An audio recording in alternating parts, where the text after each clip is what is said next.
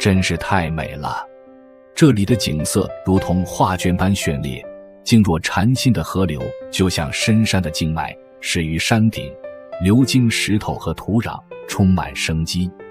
河水清澈透明，宛如一面大镜，倒映着湛蓝的天空、洁白的云朵，以及河边丰富的色彩，尽头是连绵的山脉和无穷的绿色。这样的景象让人感到宁静而舒畅。小麦的身影突然出现在这宁静的画面里，他从河边的大石头后冒出头来，背着一个竹篓，沿着溪流踩着石头前进，脸上总是挂着那让人温馨的笑容。当小麦走到一块石头上准备过河时，他轻轻地脱掉布鞋，小心地放进了竹篓里。他轻巧地挽起裙边，将脚掌进入河水中，微微颤抖的水面在他的动作下显得更加生动。他沿着河中的石头小心翼翼过河。对于小麦来说，过河并没有什么难度，3两下就走过了河流，在岸边的石头上停下，穿起了鞋子。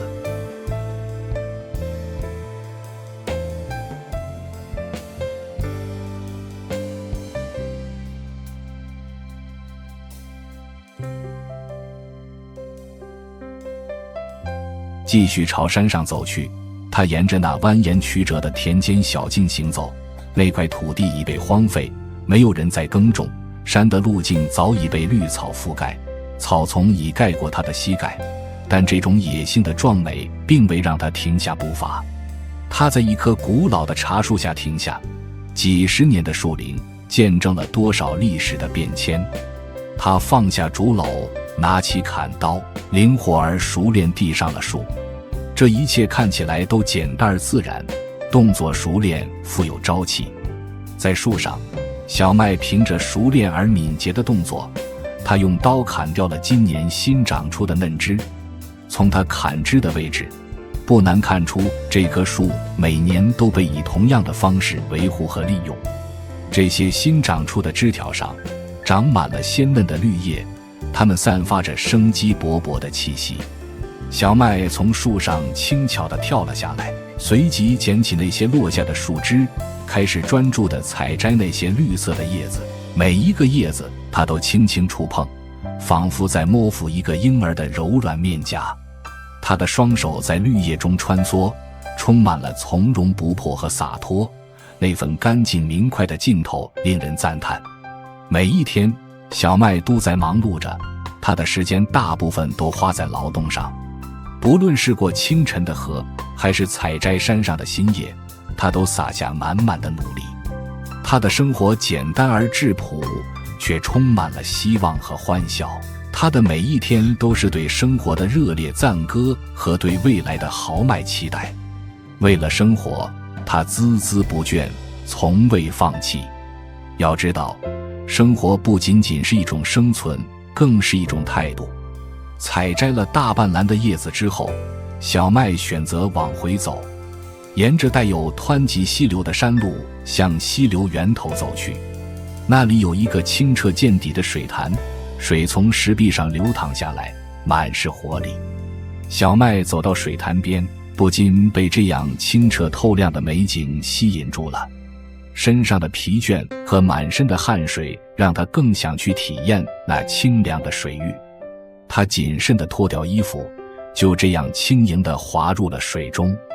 简单而美好的生活就在这山水之间演绎。明媚的阳光，波光粼粼的水面和那位生活而努力的小麦形成了一幅质朴而又美丽的画面。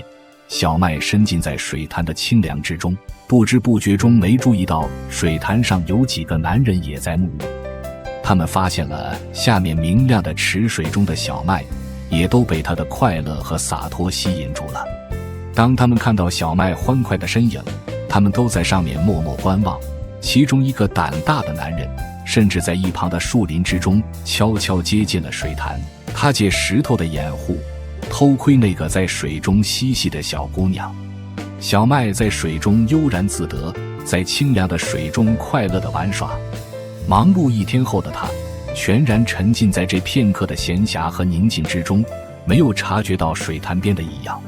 一名男子却在远处的石头后默默注视着他，他光着上身，他的眼神里藏着一种不能言说的情怀。他看着小麦在水中欢快玩耍，心中满是惊艳与欣赏。他还是被小麦发现了。他在发现这个突如其来的男人后，吃了一惊，尖叫了起来。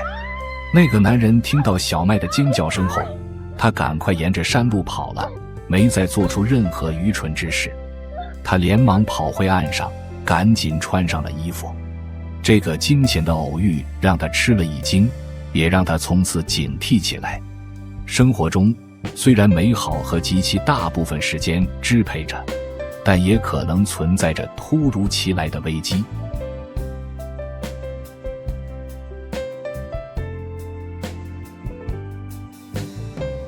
小麦，那个楚楚动人的姑娘，正在家门口精心清洗着自己的布制头巾。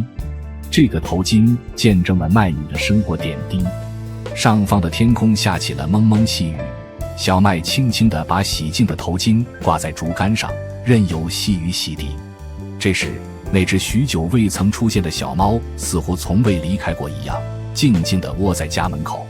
它的皮毛洁白如新，眯缝着蓝色般天空的眼睛，蓝眼睛星星点点，仿佛天空中深邃的蓝色，宛如梦幻般美丽，丝毫没有人世的烟火。这就是小麦的忠诚伴侣，带给他慰藉与欢笑。然而宁静未能维持多久，春风十里的天空突然暗沉下来，天的边缘云彩骤然翻滚，像巨大的海浪一般遮住了所有的星辰。接着就是如天崩地裂般的狂风骤雨，这场大雨来得突然，猝不及防。小麦的家开始四处漏水，那歇斯底里的风直逼屋了，带来无尽的寒冷。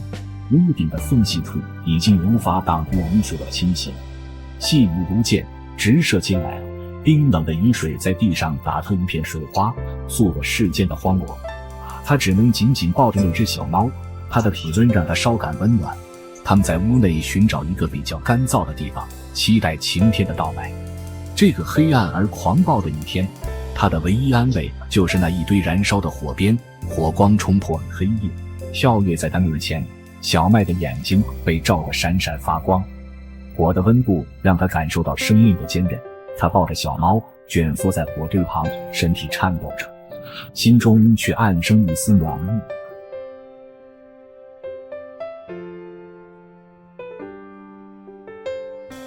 不敢相信一个女孩在深山这样的生活。她背着捕鱼笼，迈着轻快的步伐，踏上那被雨水打湿的小径。为了能吃上美味的河鱼小麦，自己用自己灵巧的双手编制了一个捕鱼笼。走了不久，他来到一个离家不远的水坝前。这是一个用木头和石头构建的小小的水坝。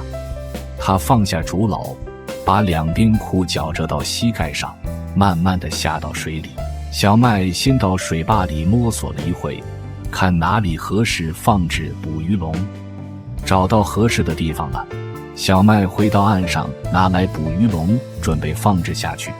他先是用绳子在林子的尾部绑了一段多节，才把捕鱼笼放置到水里。他还搬了一个大石头压在了笼子上面，防止它会浮起来。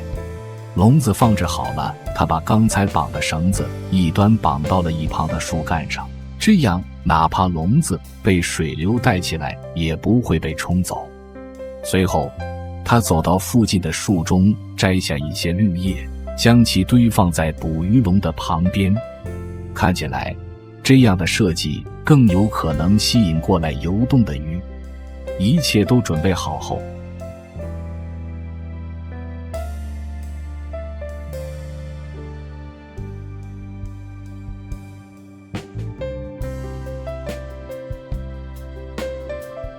小麦便满心期待地返回家中。在家里，小麦并没有闲下来，他马上去地里采摘花生，这些田间小物，他会在家里煮熟，拿到集市上去卖，换取一些生活的所需。一天的忙碌并未因此而结束。清理完一切后，他又赶向早上放置捕鱼笼的水坝。小麦还在路上，这时我们看到一个穿着全身黑衣、脸上蒙着黑布的男子东张西望的先来到了小麦放置捕鱼笼的坝上，他直接走到水里，推掉压在捕鱼笼上的石头，拿起小麦的捕鱼笼。好在这时小麦及时赶到，看到黑衣男子后来不及多思索，他急忙跑向水里。黑衣男子看到小麦倒了，也是慌忙的去解绑在树干上的绳子。这时小麦已经来到黑衣男子跟前，小麦叫喊着跟想偷他捕鱼笼的男子发生激烈的碰撞，他们互相推搡着，奈何小麦一个小女孩怎敌得过一个壮实男子。小麦被推到水里，似乎是听到了有人叫喊的声音，黑衣男子这才急匆匆地跑了。小麦赶忙解开绳子，抱着捕鱼笼来到岸上。在岸边，小麦稍作停留，查看了笼子里的渔获。看到渔获的他似乎忘却了刚才的危机，露出了笑容。小麦把捕鱼笼背在了肩膀上，一步步地往家走去。回到家的小麦把捕鱼笼放到一旁，先是给全身湿透的自己换了一身干爽的衣服，而后才开始清点他的渔获。他把渔获都从捕鱼笼倒在了盆子里，渔获非常的多，品种丰富，有黑鱼、罗非鱼、白条等等。他把鱼宰杀洗净都放到了锅里，准备给自己来一顿丰盛的晚餐。这是许久未有的待遇。小麦拿了一只勺子，他首先品尝肉质鲜嫩的鲜鱼，在口中那滋味是那么的醇厚淡雅，沉醉在这美妙的味道中。鱼煮的在汤里咕嘟咕嘟的冒泡，每个气泡都在空气中迸发出令人垂涎的香气。后来小麦又舀起一片从鱼身上轻轻刮下的鱼肉，那一刻他觉得世界停止了呼吸，每一口的滋味都让他感到越来越感动。那是他自己挣来的，是他自己满满的成果。小麦一个人坐在火堆边，慢慢地吃着晚餐。他笑了笑，那充满期待的笑容灵动得像一朵盛开的百合花。而外面的世界，春风已经开始在树林中掠过，月色皎洁，一切都是那么安好，那么恬静。这个晚上，小麦吃着丰盛的晚饭，坐在窗边开始思想。他看着窗外安静的夜色，眼中充满了希望。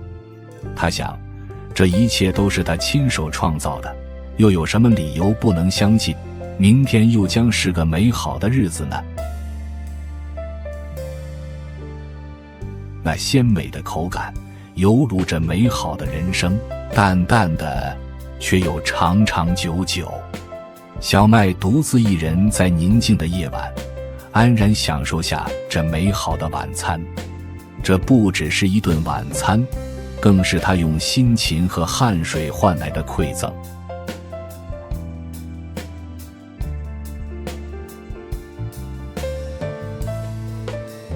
清晨的阳光还没有完全洒下，小麦就已经背起了砍刀，跨上前往山上的道路。他在山上砍来了3根粗大的木材，每根都有非常的长，而且异常沉重。他用尽全力将木材拖向河谷，木材一根根拖下山，砍掉树枝。他沿着河谷把木材拖向了他家的方向。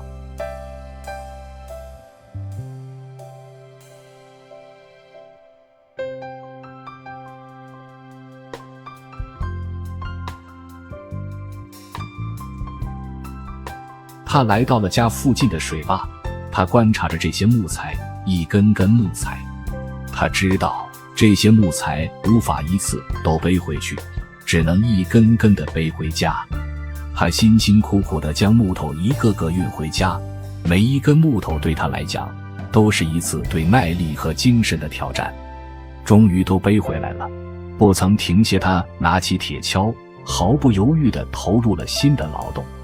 就在他的家门前有一片空旷的坡地，那里是他要搭建平台的最佳地点。空气中弥漫着清新的气息，在阳光的普照下，坡地显得那么生机勃勃。当他挖到第3个坑的时候，挖出了一个古旧的石磨，还有一些破碎的和完好的碗碟，这些明显是前人留下的遗物。他用手轻轻地抚摸着这些发现，仿佛能感觉到前人辛勤劳动的痕迹。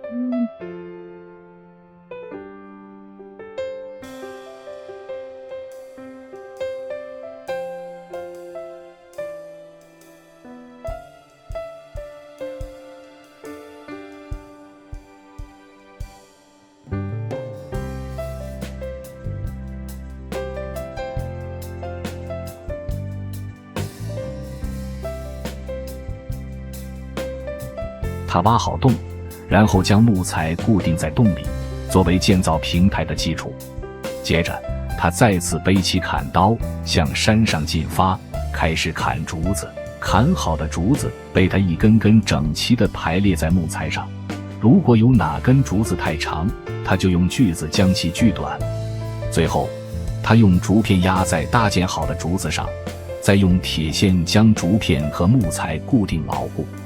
一整天的辛勤劳动，一个稳固而又漂亮的平台终于在小麦的手中搭建完成。平台虽不大，但是却足够他在上面展开各种家务活动。完工的那一刻，小麦感到深深的满足。他知道，这个平台将在未来的日子里给他的生活带来许多便利。有了它，他就可以在自家门口享受户外的乐趣，可以在自己亲手搭建的平台上晒太阳，或是坐下来悠闲地读一本书。为了庆祝新平台的完成，小麦决定烹煮南瓜，将其做成美味的食物，和这个刚刚建成的新平台一起分享。他在门前的地上挑选了几个熟透了的南瓜，将它们带回家，准备烹煮。南瓜在他手中化为了一道道美味的佳肴。他把桌子搬到了新平台上，然后拿出了凳子，在新平台上摆好了餐具。当一切都准备就绪的时候，他坐下来，开始享受美好的午餐时光。南瓜的甜美，阳光的灿烂，加上他亲手打造的新居，瞬间让他感受到了前所未有的满足感。他看着眼前的一切，心中充满了对未来生活的期待和对新居的喜爱。他告诉自己，无论未来会发生什么，他都必须要勇敢地面对，并享受每一分每一秒的美好时光，因为生活就是为了生活本身。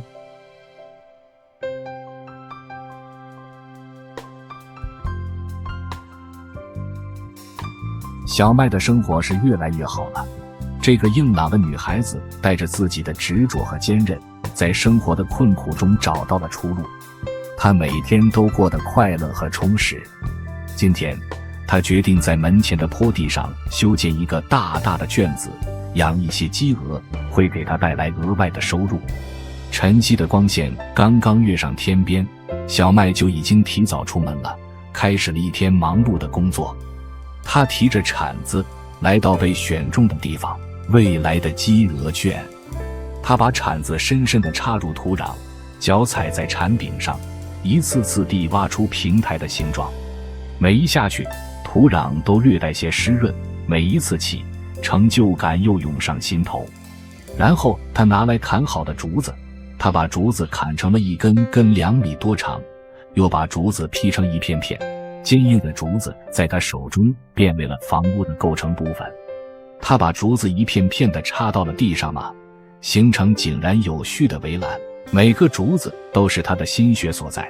然而，当圈子还没有完全围好的时候，天空突然变得阴沉，雨点开始从天空飘落，在地上打出一片片的水珠。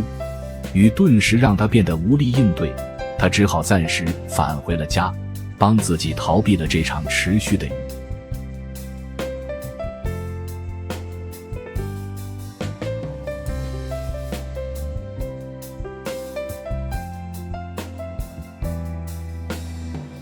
大雨来得快，去得也快。雨过天晴后，小麦并没有停下来休息，反反而是更加急切地拿起工具，开始了重建的工作。他手持木锤，一点点地将竹片敲进泥里，把之前雨中的工作继续下去。雨打湿了土壤，使得工作变得更加容易，没花费多长的时间就把这个工作完成了。只见他拿起刀，继续劈着竹子，每一条竹子他都耐心地劈碎，而后分成2半，破碎的竹子软一弯曲。他还细心地把竹节都削掉。他拿起一片处理好的竹子，沿着立好的竹片一点点嵌进去，围成卷。虽然过程很繁琐，但是小麦极有耐心地一条条地围起来。随着竹子慢慢地增加，一个卷子的形状就显现出来了。小麦马不停蹄地干着，似乎不知道累。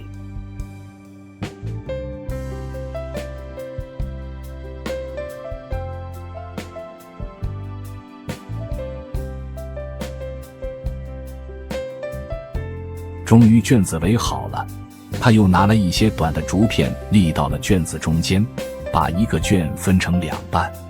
心灵手巧的小麦动作流畅，天渐渐暗下来，小麦的工作也结束了。第二天一早，小麦便迫不及待地挑着编织好的笼子出门。今天他要到集市上采购小鸡和小鹅，放到他昨日建好的圈子里面养。在集市，小麦在一家售卖鹅苗和鸡苗的地上停下身子，这正是他今天的目标。经过一番讨价还价和细心的挑选，小麦在这里买到了他满意的小鸡和小鹅。回到家，他并不急着把小鸡小鹅放到圈子里，而是拿着刀到上山。在茂密的丛林里，小麦选择了一棵棕榈树。这是一棵年份久远的棕榈树，叶子长得又大又长。他用刀把这棵棕榈树的枝干砍了下来，还特意留了一根让它生长。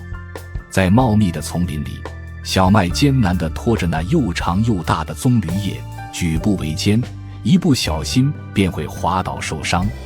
但是这并不能阻挠小麦，他还是很快的就把这些叶子都拖回了家门前的平台下。小麦用他的巧手开始利用叶子的特性互相交叉，编织成一个个美丽的像翅膀一样美丽的东西。这个女孩真是太聪明了，所有的东西在她手上都可以变成美丽实用的物品。经过小麦的耐心编织，棕榈叶都编织好了。她拿来几根竹子立在圈子里外，形成支撑杆，在立好的竹子上搭上竹子固定，做成房梁。再拿来编织好的棕榈叶，把棕榈叶都搭建到房梁上。一片片编织好的棕榈叶随着小麦搭建到房梁上。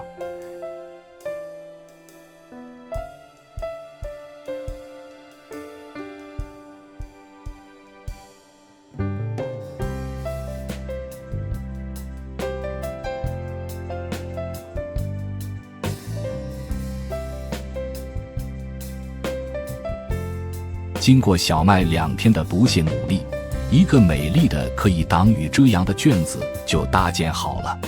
小麦开心地拿来了今早买来的鹅和鸡，一只只的慢慢从笼子里放了出来。小麦脸上充满慈爱的笑容。